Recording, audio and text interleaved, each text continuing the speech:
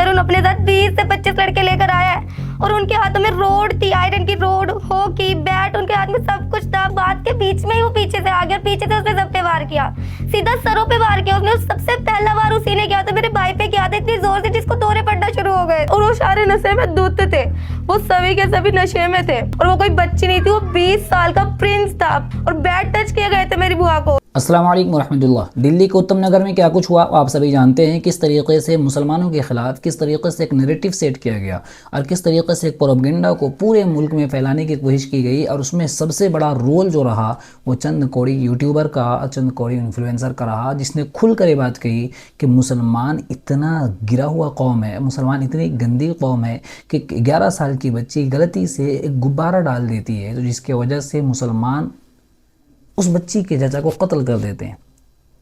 लेकिन दोस्तों, क्या आपको पता है कि ये बिल्कुल हकीकत के ख़िलाफ़ बातें थी। पूरे देश में माहौल को ख़राब करने के लिए सिर्फ एक पक्ष की आवाज़ को सुनी गई, सिर्फ एक पक्ष की बातें सुनी गई, सिर्फ एक पक्ष के हक़ में आवाज़ उठाई गई और दूसरे पक्ष की बातों को बिल्कुल इग्नोर किया गया। वो खुलकर मैदान में सामने आते रहे, बार बार कहते रहे, लेकिन उसके बावजूद उनकी बातों को नहीं सुना गया, उनको कोई कवरेज नहीं मिली, उनके लिए कोई वीडियो नहीं बनाया। यहाँ तक कि मुसलमान यूट्यूबर और मुसलमान इन्फ्लुएंसर ने भी उनकी बातें सुनना ज़रूरी नहीं समझा।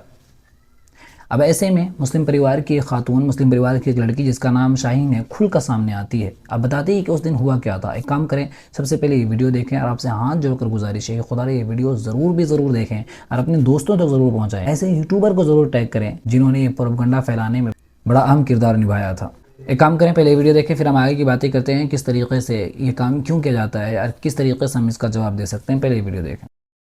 तरुण अपने साथ 20 से 25 लड़के लेकर आया है और उनके हाथों में रोड थी, आयरन की रोड, हॉकी बैट, उनके हाथ में सब कुछ था। बात के बीच में ही वो पीछे से आ गया, पीछे से उसने सब पे वार किया, सीधा सरों पे वार किया उसने। सबसे पहला वार उसी ने किया था, मेरे भाई पे किया था इतनी जोर से जिसको दौरे पड़ना शुरू हो गए थे। उसी का भाई था, तरुण का भाई था अरुण, उसी ने उसके सर पे मारा था इतनी जोर से। मेरे और वो सारे नशे में धुत थे, वो सभी के सभी नशे में थे।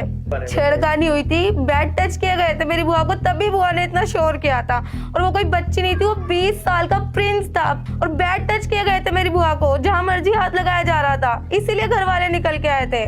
पीछे से तरुण आके डंडे मारने लग जाते, वो भी आयरन के रोड। एक मारते ही मेरे चाचा का सर फटा, उनके माथे पे 10 टाँके आए हैं। मेरे पापा के हाथ टूटे, मेरे चाचा का पसलियों पे लगी है। मेरी दादी और मेरी चाची पुलिस स्टेशन भी गई थी दावड़ी मोड़ पर, उनके एफआईआर वगैरह कुछ दर्ज नहीं करी, उन्हें बाहर से कह दिया गया कि चलो जाओ यहाँ से। कम से कम भी 10-12 लोग हैं हमारे घर के जो जख्मी हुए और किसी को दिखाया नहीं गया, किसी की ट्रीटमेंट नहीं कराई गई, सबको जेल में ले जाके फेंक दिया गया।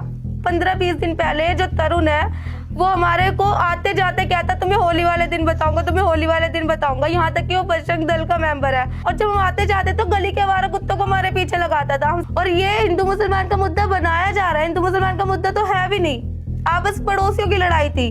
हमारी घर की 3 औरतों को उन्होंने अपने पास कर लिया, अपने पास जेल में रख रखा है। औरतों को ले जाने का क्या मतलब है? और अभी तक भी हमें पता नहीं है वो जिंदा है कि वो मर गया, उसकी कैसी हालत है। पहले तो हर एक सिक्के के 2 पहलू होते हैं, एक ही पहलू को देख के हमेशा आवाज नहीं उठानी चाहिए, दोनों तरफ की आवाज सुननी चाहिए। जी हाँ, पूरे देश में वावेला मच गया ना कि एक मुसलमान परिवार जो है गलती से गुब्बारा पड़ जाने की वजह से इस तरीके का कत्ल कर दिया, जबकि हकीकत इसके बिल्कुल बरखिलाफ है। दोस्तों, हकीकत इसका बिल्कुल उल्टा है। गुब्बारा डालने वाला कोई बच्ची या बच्चा नहीं था, गुब्बारा डालने वाला एक 20 साल का लड़का जिसका नाम प्रिंस था, उसने एक मुस्लिम बुजुर्ग खातून पर गंदा गुब्बारा फेंका। रोज़े की हालत में इफ्तार के लिए जा रही थी, इफ्तार का सामान लेकर घर वापस लौट रही थी, इन जालिमों ने गंदा गुब्बारा उसके ऊपर डाला और ये कहा कि नहीं, छोटी बच्ची ने इस तरीके का काम किया। मैं ये बात अपनी जानिब से नहीं कहता, पुलिस ने साफ तौर पर इस बात को जाहिर किया, बल्कि कई अखबार ने इस चीज़ को छापा कि लड़ाई तो हिंदू मुस्लिम की लड़ाई थी नहीं, ये तो आपसी विवाद था जिसको पूरे देश में हिंदू मुस्लिम का रंग दिया गया।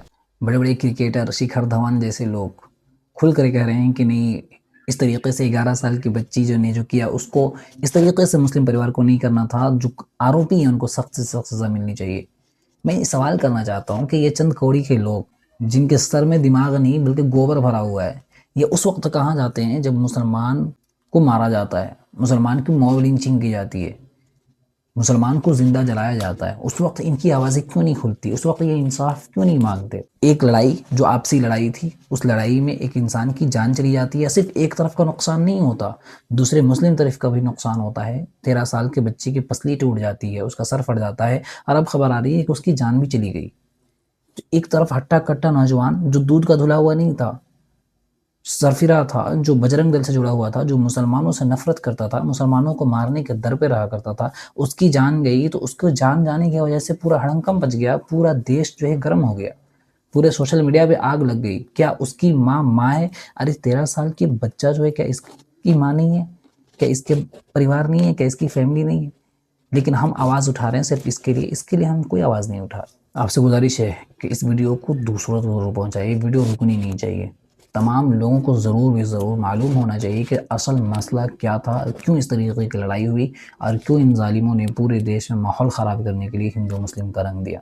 आपकी क्या राय है? अपनी राय का इज़हार ज़रूर करें। इंशाल्लाह फिर मुलाकात होगी अगली वीडियो पर, तब तक के लिए इजाज़त। अस्सलाम वालेकुम रहमतुल्लाह। अल्लाह हाफ़िज़।